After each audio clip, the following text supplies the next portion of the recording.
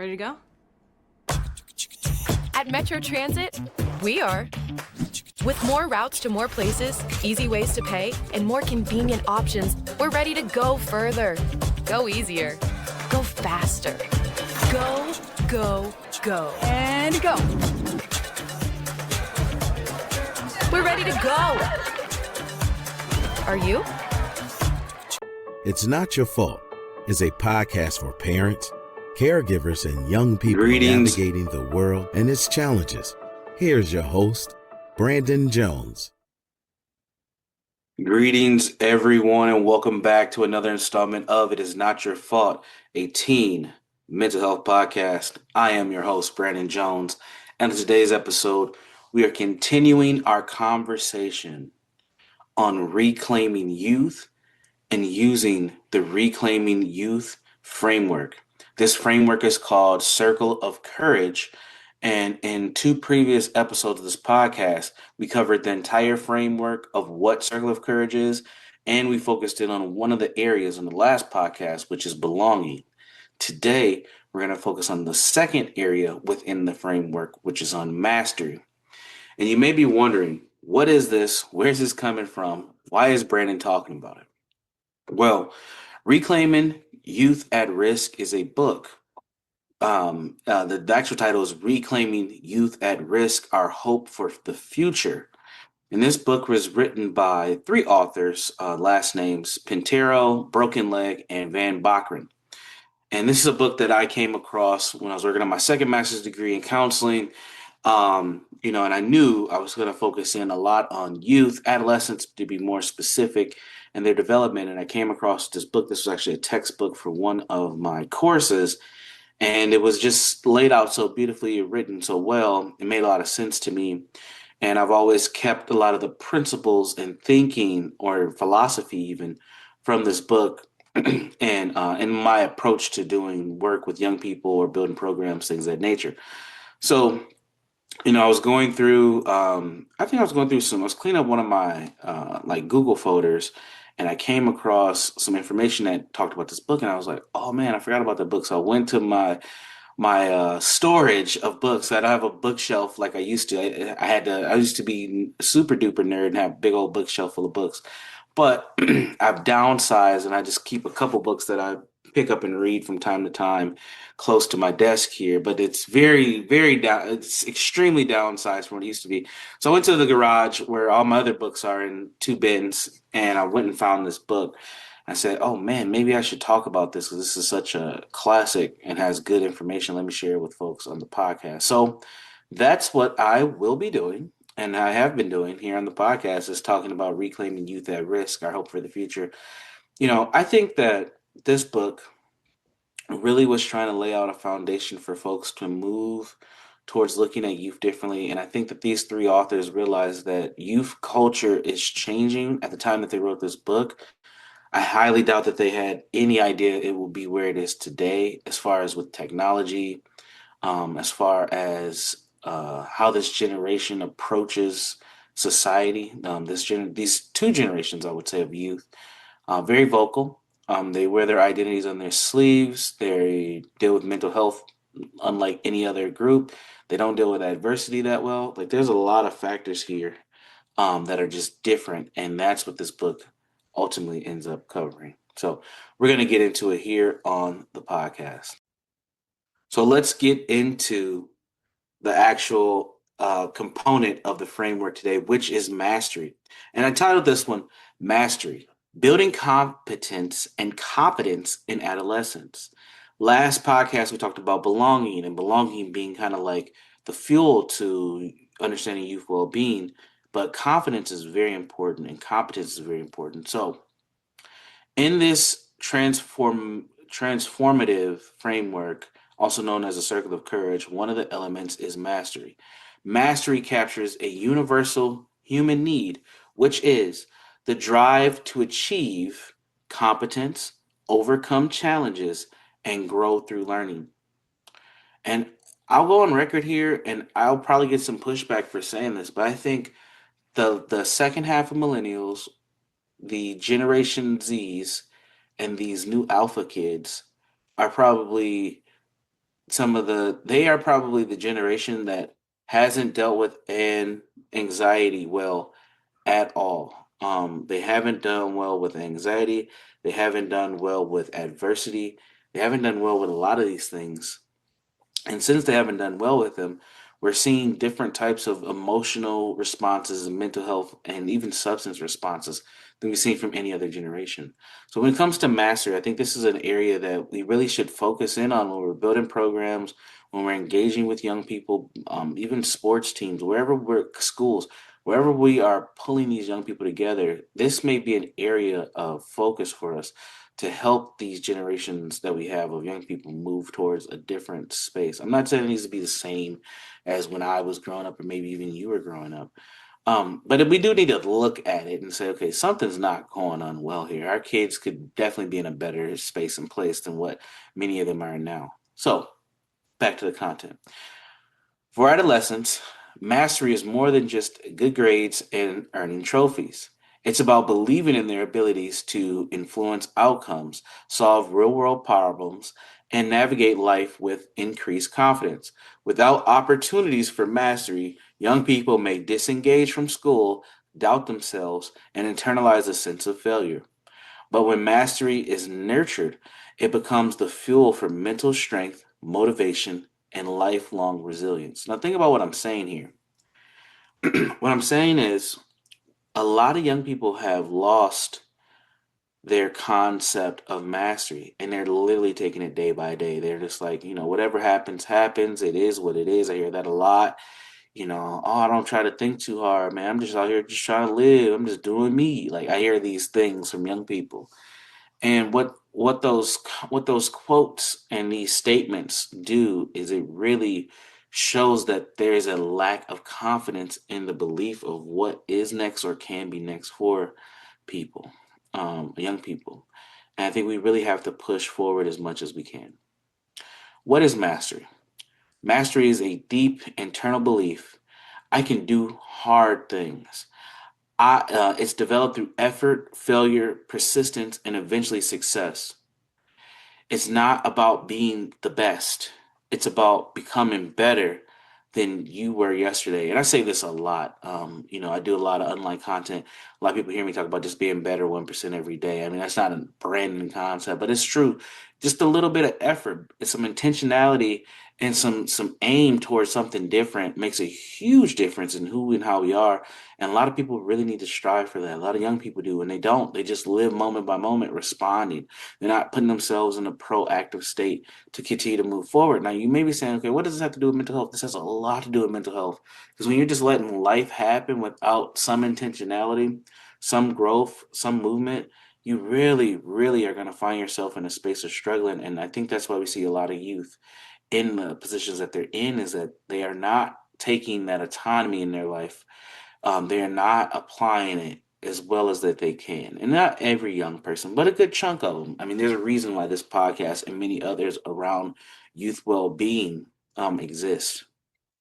So, again, let me read this. Mastery is a deep belief, a deep internal belief. I can do the hard things. It's developed through effort, failure, persistence, and eventually success. It's not about being the best. It's about becoming better than you were yesterday. The authors of the book, Reclaiming Youth at Risk, they pointed out that the modern systems often diminish mastery by focusing too heavily on external rewards, standardized testing, and punishment for failure. True mastery, they argue, comes from the environments where youth are challenged appropriately, celebrated for their progress, and supported through their setbacks. Man, I mean, that came straight out the book, man. That's gold right there. Think about what the authors are saying right here. True mastery, they argue, comes from the environments where youth are challenged appropriately.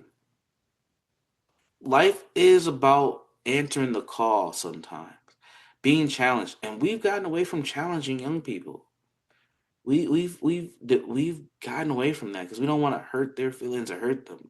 These young people need to be challenged because when real life happens, and this is something that I often say, when life smacks you in the face, because we all get smacked in the face by life, You have to have a response to that. And a lot of our kids don't know what that is. We overprotected our children. So when life smacks them in the face, they don't know what to do and then they crash out.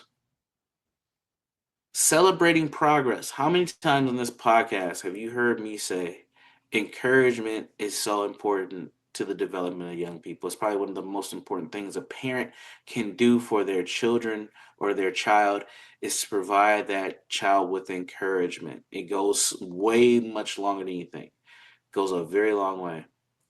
And then support through setbacks.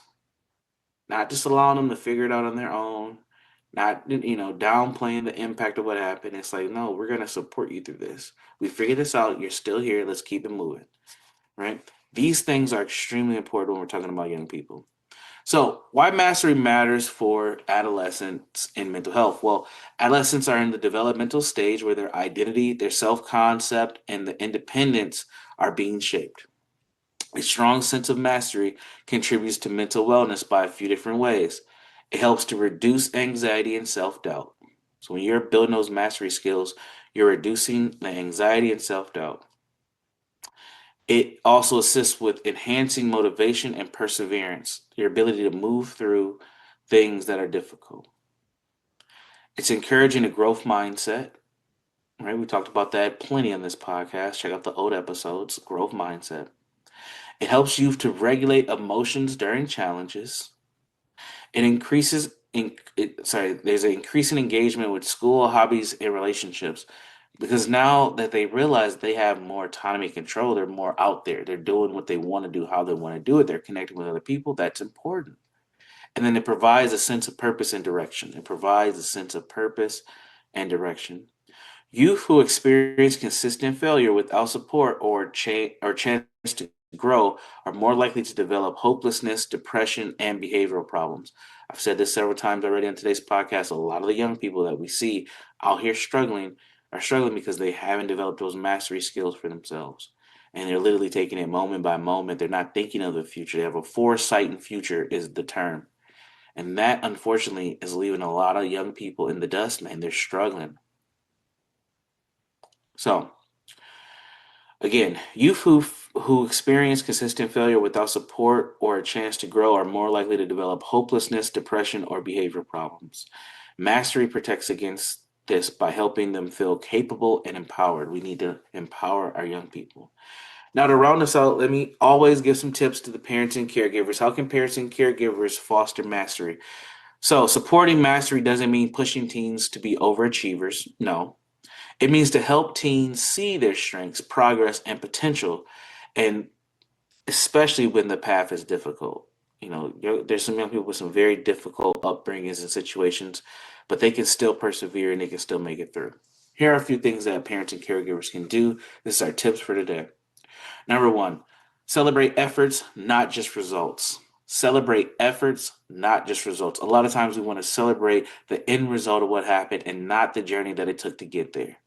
Acknowledge that the work that they put in, especially when they don't win or succeed, say things like, I'm proud of how hard you worked and you tried on that.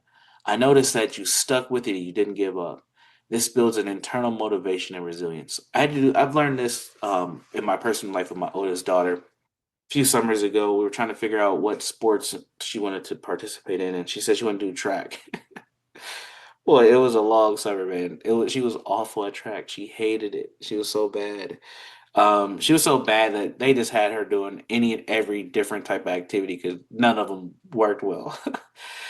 And she was it was bad. It was bad. She was awful. She knew she was awful. She didn't like it. She hated it. She was very vocal about it, but she stuck with it. For some reason, she just kept going to practice. I don't know if she felt like she had to or what, but I wasn't gonna say no, we're not doing this anymore because you're bad at it. We just kept doing it. And I remember when the season in her last race, I think she finished like third to last in the race. It was so bad.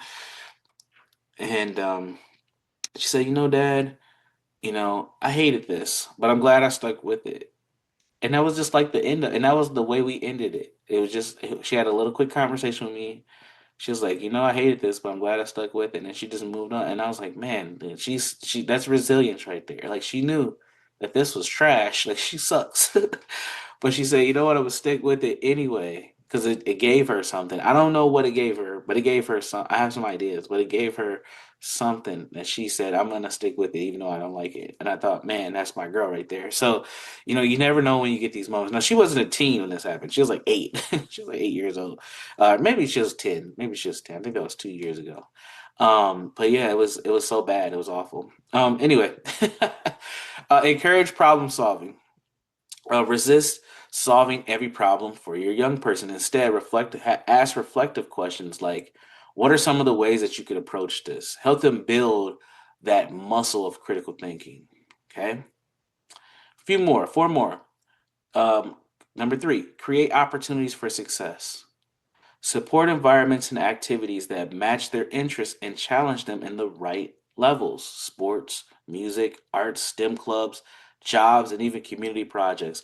Let them experience pride in growing their skills. Okay. Number 4, normalize failure as a part of growth. So when adolescents fail, reframe the experience. What did you learn from this? I ask that question all the time. What did you learn from this? What would you try differently next time? And then model that mastery is a journey and not a destination. You hear me say that all the time. It's the same thing with healing. 2 more. Avoid comparison. Every child has a unique learning style, pace, and set of strengths. Avoid comparing siblings, classmates, and peers. Help your adolescents define success based on their own goals and their own values.